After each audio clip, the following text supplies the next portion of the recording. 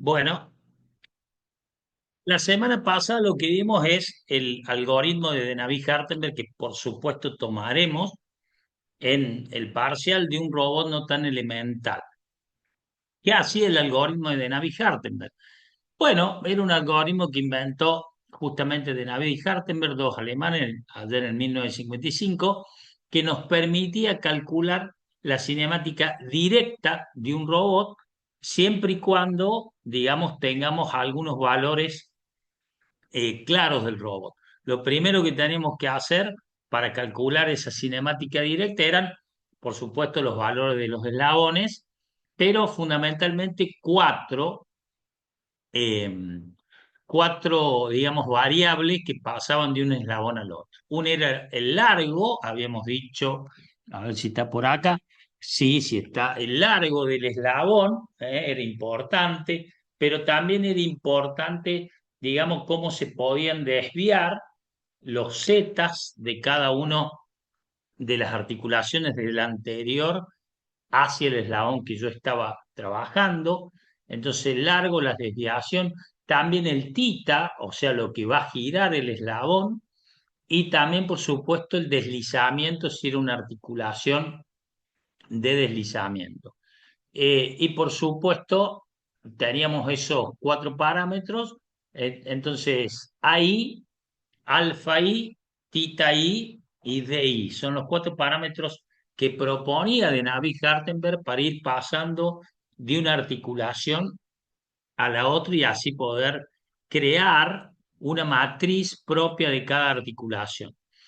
Bueno, quedaba como definitiva la multiplicación desde el efector final a la base. Bueno, daba una única matriz de 4 por 4 que contenía todo el robot.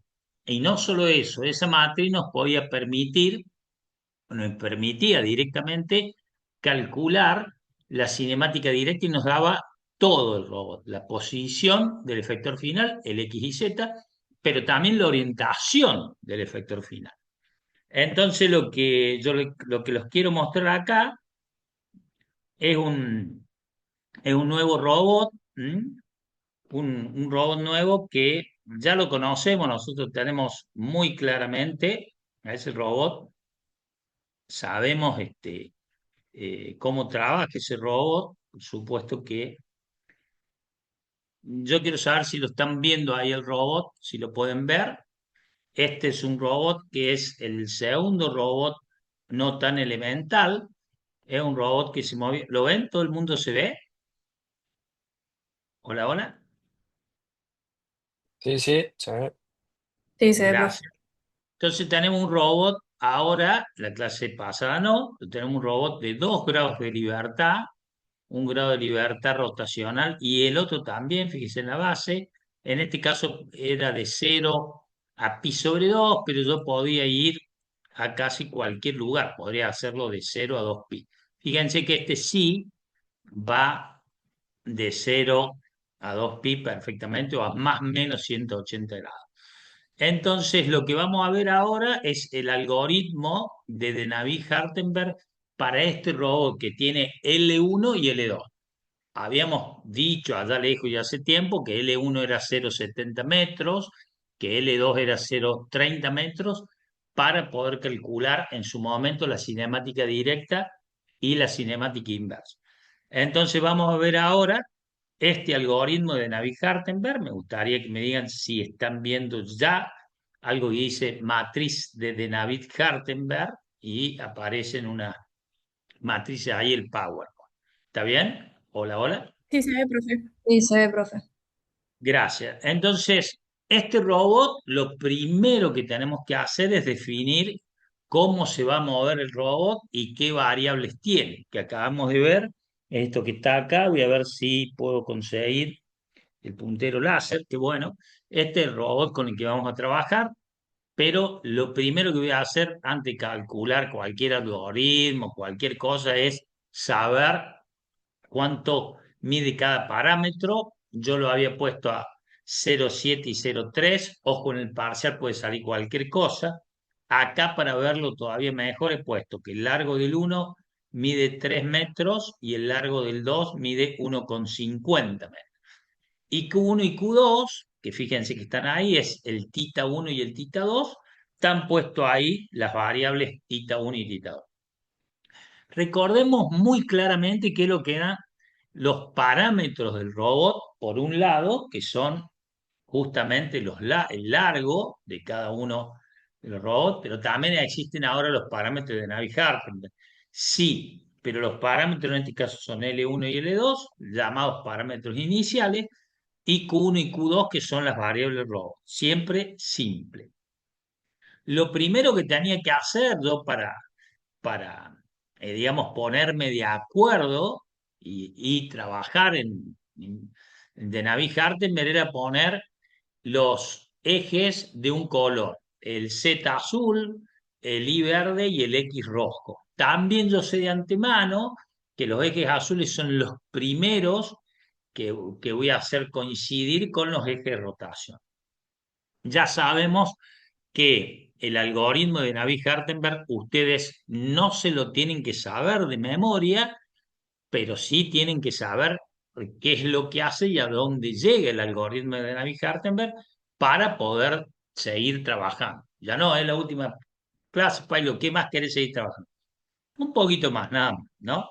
Entonces numeramos los eslabones de uno a N, el primer eslabón de la cadena móvil es eso, pero existe un eslabón, este es el primer eslabón móvil, pero existe un sistema, fíjense, X por Y igual a Z0, X0 y 0Z0. ¿Para qué tenemos acá este sistema? Bueno, porque el algoritmo de Navier-Hartenberg relaciona la posición y la orientación del efector final con respecto o referido al sistema X0 y 0Z0.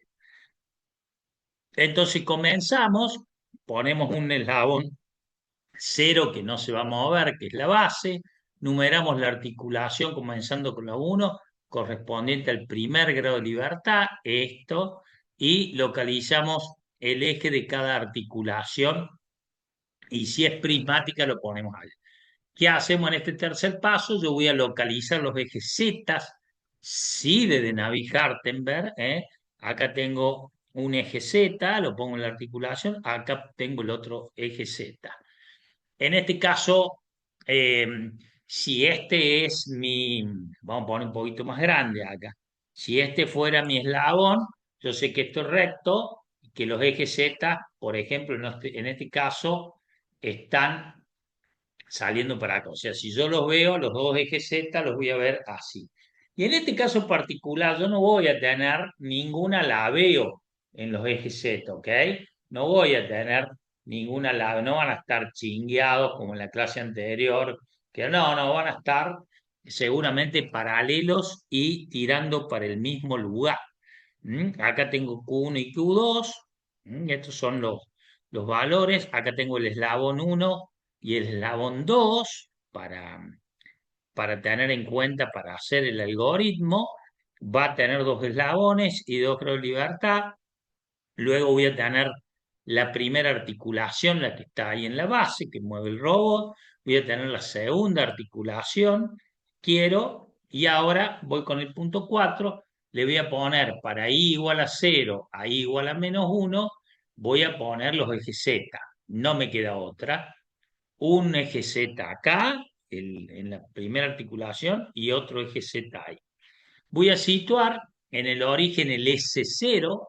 ¿Qué era el S0? Bueno, el sistema de origen, atención, esto es muy importante, el X0 y 0Z0 los tengo que poner en rojo, verde y azul, pero esos ejes no se van a mover. El algoritmo de Navier-Hartenberg me dice, esos ejes no se mueven. Después, en el punto 6, para i igual a 1 hasta i igual a -1, voy a situar el sistema SI que va a ser solidario a los ejes Z. O sea, ya tengo el eje Z, tengo por lo menos por dónde vamos a comenzar cada uno de esos sistemas. Tendré el eje Z0, el eje Z1, etcétera, ¿no? En la articulación del eje Z1 el sistema S0 es la base. Recordemos siempre que X0 por Y0 es Z0, no lo podemos. Acá tengo el sistema 1 que está por ahora coincidente con la base, pero puedo elegirlo, al sistema 1 lo puedo elegir en todo el eslabón. A veces es piola elegirlo en el mismo lugar para que cuando se mueva el robot yo pueda ver el giro ahí, pero no es obligatorio. Elijo el S1 que está ahí, en la punta del eslabón, y atención, nombro el sistema S2 acá al final en el Tool Center Point. Es muy importante poner el centro de trabajo. Ya sabemos que, bueno, acá que va a haber un LED, como tienen algunos alumnos de ustedes, un robot real. Bueno, sí, puede haber eso, pero nosotros sabemos que ahí va a estar una pinza, que va a estar un soldador, que va a estar en un robot que sea quirúrgico, que va a haber una tijerita, algo que corte, etcétera. 7, vamos a situar los ejes X, esto es muy importante, ya sabemos de antemano que el eje XY, donde yo estoy parado, en el lado que yo estoy parado, tiene que ser normal a dos ejes Z, a ese mismo y al anterior. Entonces es muy importante cuando yo voy a situar, es el X, el eje X0 ya lo tengo, el eje X1 lo estoy situando ahora y el eje X2. No puedo ponerlo de cualquier modo al eje X. Sí, normalmente corre dentro del eslabón, salvo que el eslabón sea prismático como en la clase anterior. Entonces ya no puedo poner un eje X ahí. Tengo que ponerlo al eje en el eje Z en la dirección que yo estoy moviendo el eslabón desliza. Acá tengo esta posibilidad. Fijémonos que no hay problema con el eje X1, acá tengo el X0, insisto, el X1 y el X2, todos son perpendicular, el eje X1, por ejemplo, tiene que ser perpendicular al Z, porque ya sabemos que X por Y es igual a Z en cualquiera de los sistemas, en el sistema 0, por acá se va a situar el sistema 1, evidentemente, y acá el sistema 2. Entonces tengo los ejes X. ¿Cómo voy a situar? Tengo los ejes Z y los ejes X. Recordemos que el eje Y, el verde, es el último que se sitúa.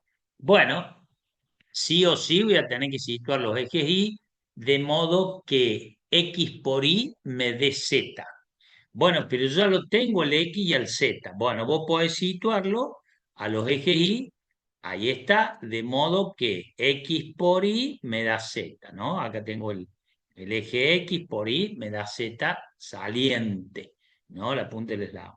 Entonces voy a situar este X por Y, acá arriba, ¿no? X2 por I2 me da Z2. Fíjense que son perpendiculares todos, ¿no? Este perpendicular, ahí no se ve el, el Z, pero porque está metido allá adentro. Bien, ya tengo todos los ejes.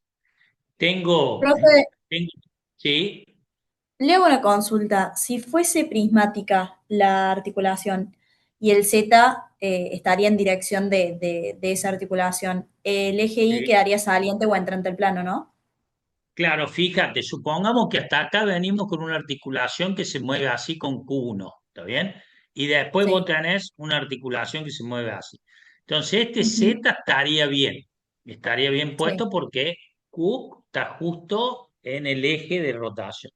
Pero este no, tendrías que ponerlo como va el X1, por ejemplo, para que, digamos, cumpla el reglamento de que todos los ejes están los rotativos en el eje rotación y los deslizantes o prismáticos en el eje en que se mueven. Así que sí, la respuesta, que no sé si te la contesté, es sí, yo estoy obligado a ponerlo ahí. Igual, fíjate si este fuese un robot de 3 grados de libertad, lo tengo puesto acá y acá tengo, como existe el robot, una articulación rotativa, perdón, una articulación prismática, me veo obligado a poner ese eje, el que venga por acá, el Z3, me veo obligado a ponerlo en la dirección del X2.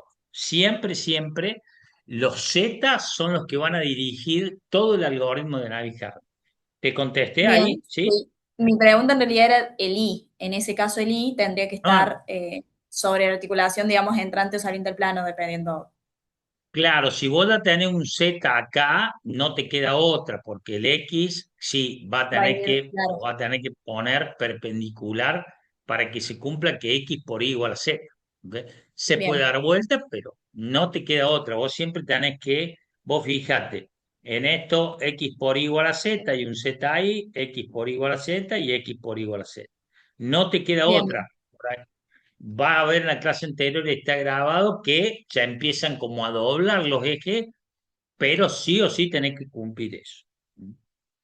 Bien, ya tengo todo de la primera y de la segunda articulación. Lo que ahora tengo que buscar es qué vale, de nuevo, ahí la distancia entre los ejes Z.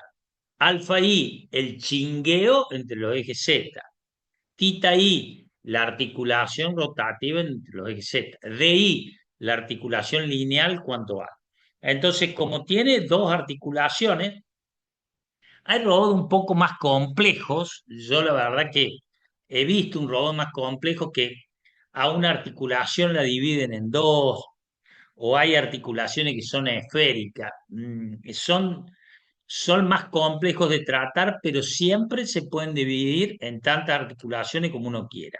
Acá está evidente, entonces yo largo la tablita, quita de I alfa para cada articulación. Recordemos que acá tenemos la articulación uno, la articulación 2. Cuando yo empiezo a poner el tita i con el ángulo que hay que girar en torno a ZI para que X menos uno quede en paralelo, bueno, tita i no me queda otro que ser justamente el, el Q1. Si este ángulo es justamente el que yo tengo que girar para que el X'1, lo ven ahí, un X'1 no es el X1, lo pongo en la base para que se vea cómo puedo hacer que X1 sea coincidente con X0. La única forma es rotando Q1 el X0, o como quiera, rotando menos Q1 el X0. Entonces aparece, yo ya sé dos cosas de antemano. Si a mí me lo describen al robot, yo ya sé de antemano cuáles son los valores variables de las articulaciones. ¿Mm? Para el D, por ejemplo, para obtener el DI, este que está acá, es la distancia medida a lo largo de Z-1, que sería en este caso este, y este que está acá. No me queda otra que la distancia entre los dos Z, los primeros dos Z, en este caso es cero, porque fíjate que el Z0 está acá y el Z1 está ahí, digamos, ¿no? Entonces, wow, no me queda otra que esa distancia sea cero.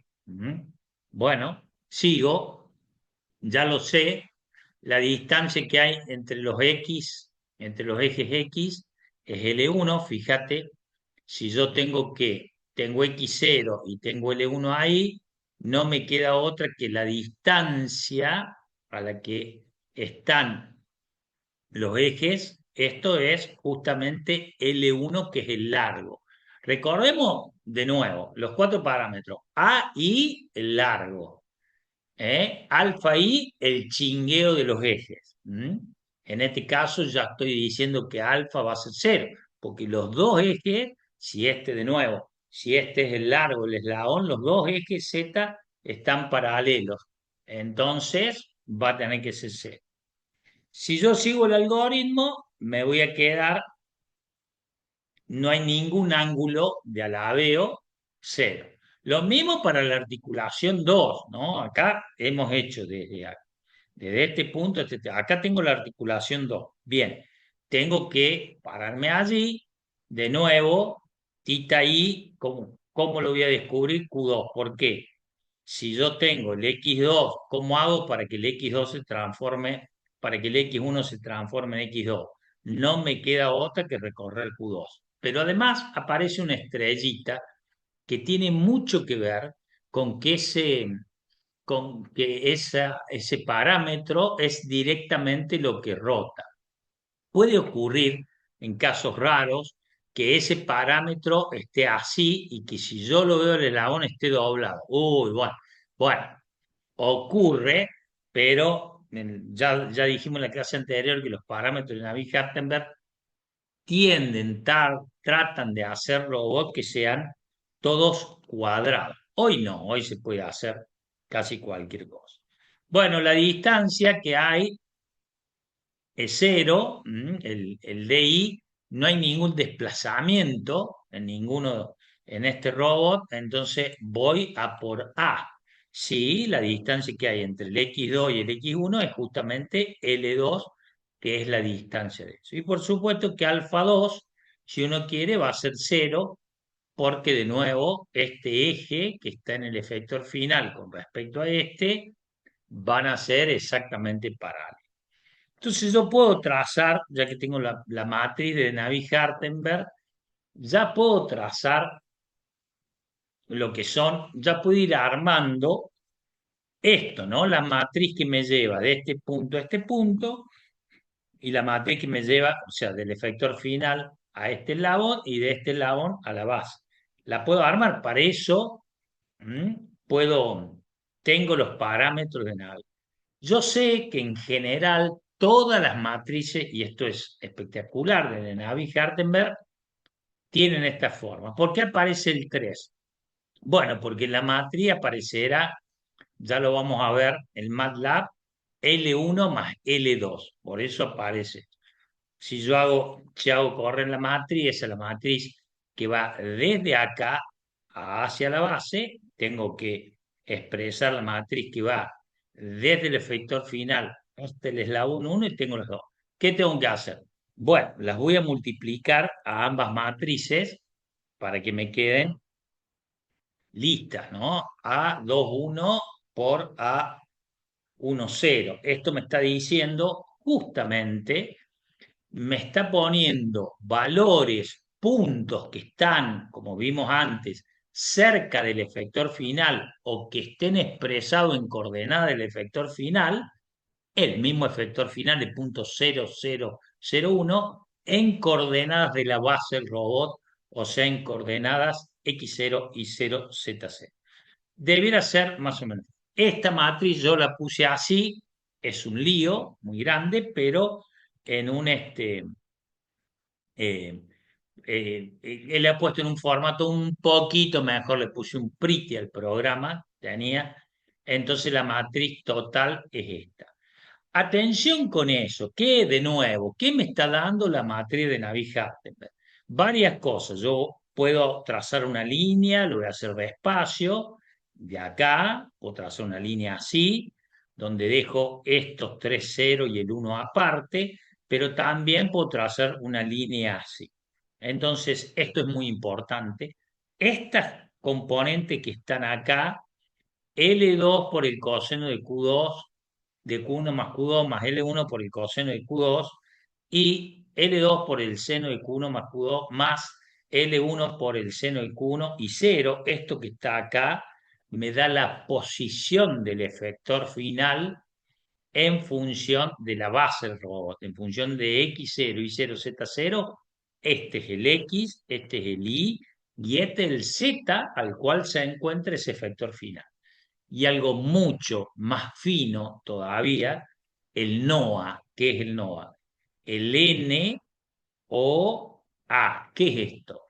El valor, el versor, las proyecciones del versor Y del efector final con respecto al X, Y, Z de la base o al IJK de la base, el versor J, acá está el I, el versor J, las tres componentes, 1, 2, 3, del versor J del efector final para donde esté señalando en la componente de ese versor en la base, y fíjense las componentes del versor K en la base, no cambian. El Z es el Z. ¿Por qué? Bueno, si yo me vuelvo acá, y el Z está ahí del efector final, no lo dibujé, pero el Z está ahí, bueno, el Z apunta al mismo lugar que apunta este Z. Entonces, por eso no se mueve. Esto, chicos, es muy importante saber. Yo puedo poner una matriz. Fíjense que esto hace esta genialidad de la multiplicación. Wow, ya le erré de nuevo acá. No lo quiero ni tocar eso porque sé que eso me jode todo.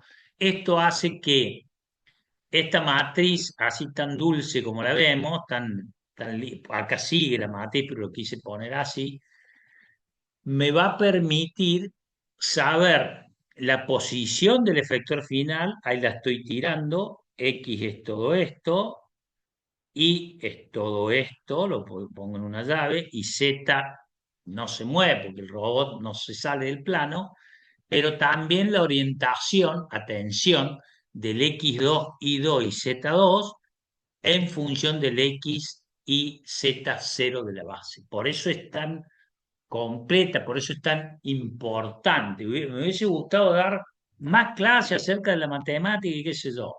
No es suficiente, pero también dije la clase anterior que uno no puede, digamos, ignorar que los papers que va a encontrar de robótica en medicina o de animatrónicos, lo que sea, los mismos animatrónicos de Disney vienen descritos con la materia de Navier-Hartmann. Entonces, no puede ignorar eso, ¿eh? Uno no puede ignorar eso.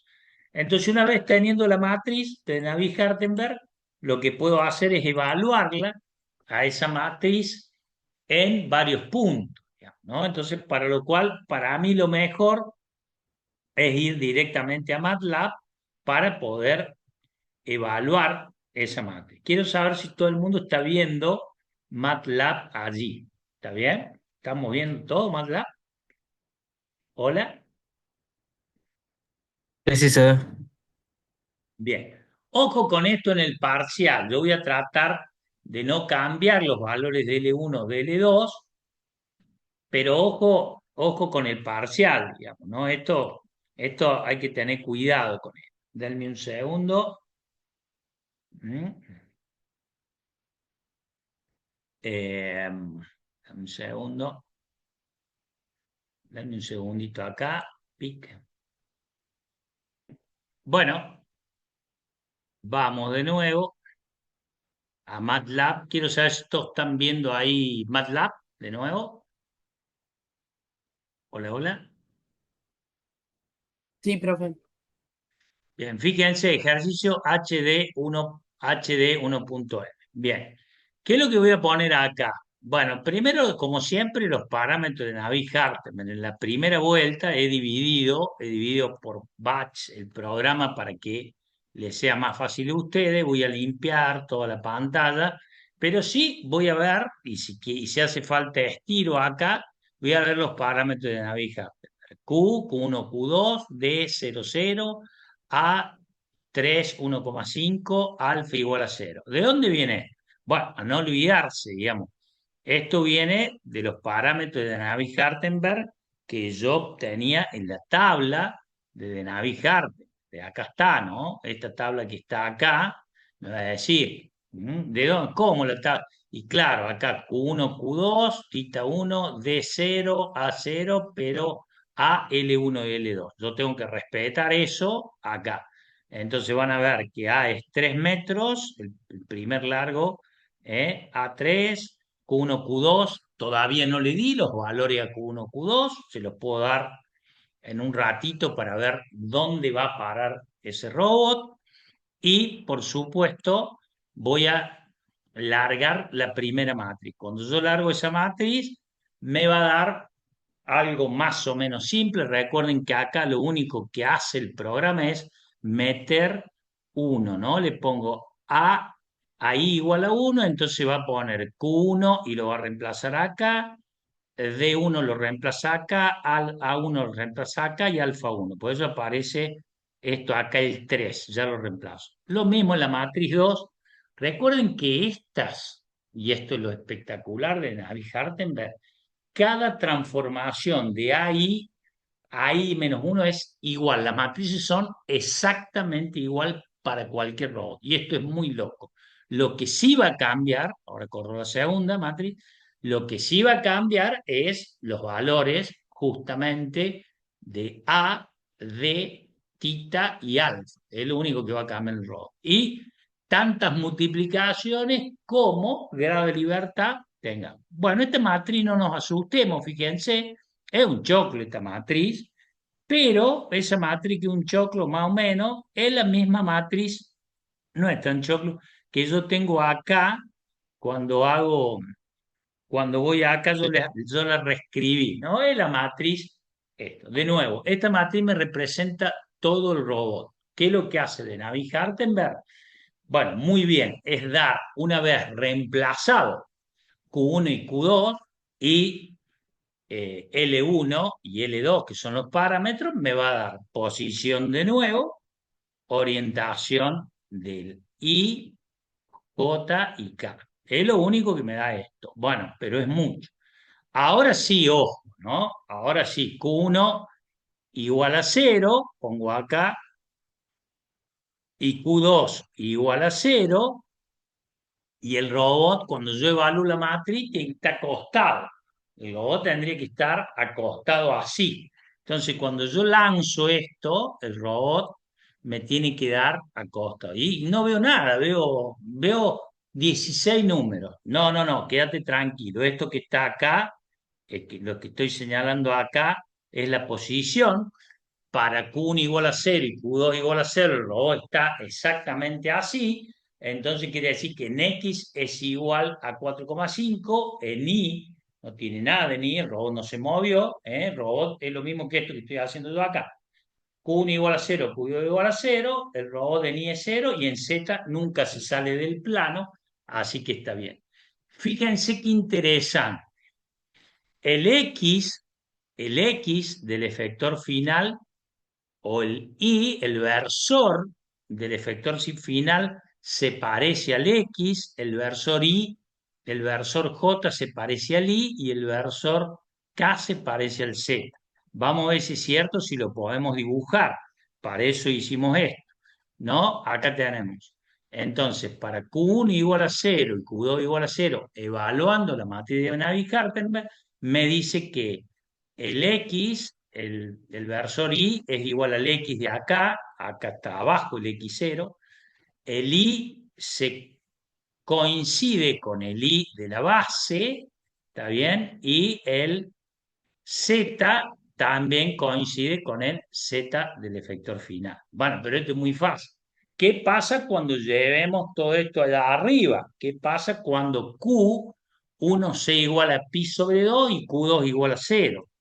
¿Alguien me puede responder eso cuando Q1 sea igual a pi sobre 2? ¿Qué valores me va a salir al menos de posición acá cuando evalúo? Cualquiera puede contestar. ¿Quién está? Última clase. Sol, contesta. Q1 igual a pi sobre 2, Q2 igual a 0. Sí, profe, hola. ¿Cómo le va? En X, ¿cómo le va? ¿Todo bien? Y en X va a tener el valor de L1, supongo, que no me acuerdo cuál era. No, todo el robot, mira, Q1 igual a 0 y Q igual a pi sobre 2 y Q2 es 0. Queda así el robot. Q2 no lo toco, ¿eh? Fíjate Q2 igual a 0 acá. Se levanta todo el robot para arriba. Primer Ah, ok, eslabón, bien. está bien. Diga, En diga. Y va a estar, en X va a ser 0. Sí, En Y, bueno, la suma de los eslabones, 3, que no me 3 más acuerdo uno cuál era. coma cuatro, 4,5, muy bien. Y en Z, 0. bueno, ¿qué tanto agregué? Lo corremos y tenía razón, María Sol tiene razón, porque el robot está así, entonces en X igual a 0, en Y igual a 4,5 y en Z igual a 0. Teóricamente este robot nunca se va a mover de donde está, del plano. Pero acá hay algo muy importante. Acá me dice que el versor Y es parecido al X de la base, el versor J, que es el I, es parecido al menos este es parecido al Y, este es parecido al menos X, y este, el J, el K no va a cambiar. ¡Wow! Bueno, vamos a ver qué pasa acá. Si yo lo levanto al robot, pongo de nuevo, miren acá, y pi sobre 2 igual a cero, me está diciendo esto que el versor I de la base, el versor I perdón, el versor I sí se parece al, al, este, al I, el versor I se parece a la Y de la base, versor I, acá está, el I ya se levantó, se parece a la Y, por eso puse I0. El versor J, que es el Y, se parece al menos X. El versor J se parece, para acá va el X0, al menos X. Y el versor K no se va a mover. ¿Está bien? Vamos a ver cuál es el que sí. ¿No hay más? ¿No sigue más? No, no sigue. Bueno, lo voy a hacer lo mismo yo. Vamos a ver acá, fíjense esta, ¿eh? Pi sobre 2 y Q2 igual a pi sobre 2. ¿Cómo está, Paelo, el robot? Bueno, el robot está bien, digamos, pero pi sobre 2, el primero, o bueno, una más fácil, más fácil. Q1 igual a cero, Q2 igual a pi sobre 2. ¿Quién contesta? No veo que esté acá. Josefina Vicario o Celeste, cualquiera de las dos puede contestar. Q1 igual a cero, Q2 igual a pi sobre 2. Q1 igual a cero, Q2 igual a pi sobre 2. ¿Qué valores me va a dar en X, en Y y en Z? Coméntenme. Cualquiera de las dos puede contestar.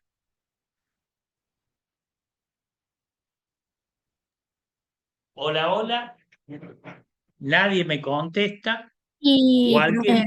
Z A ver, sería, em, tendría el valor de la suma de las primeras dos articulaciones en, ¿qué? ¿En X, en Y en o I, en Z?